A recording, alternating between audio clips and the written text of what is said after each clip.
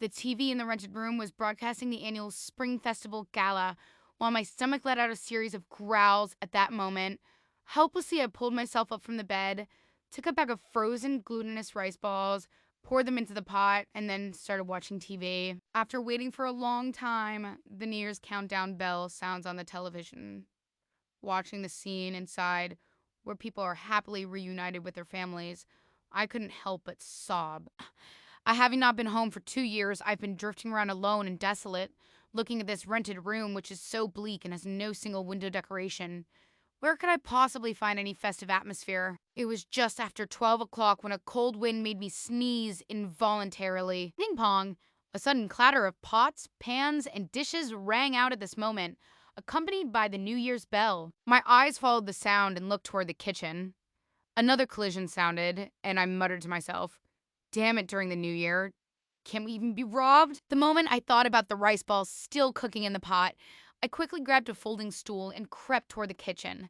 As I reached the door, I freed one hand to quickly turn on the incandescent light in the kitchen, wanting to see who was so careless as to steal right on top of me. Just as the light was turned on, I was immediately stunned and stood there rigidly, just seeing the thin-boned old man stretching his hand into the pot. Upon closer look, oh my, this old man doesn't look even a bit human.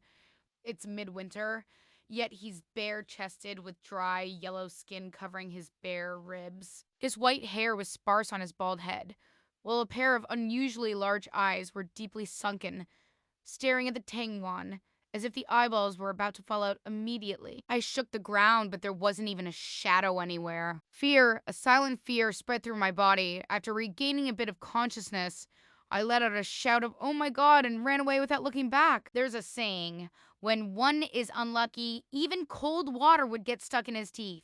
Just as I rushed out of the kitchen, I somehow tripped over myself and fell heavily onto the icy floor. This fall was really severe, leaving me completely disoriented and senseless on the ground.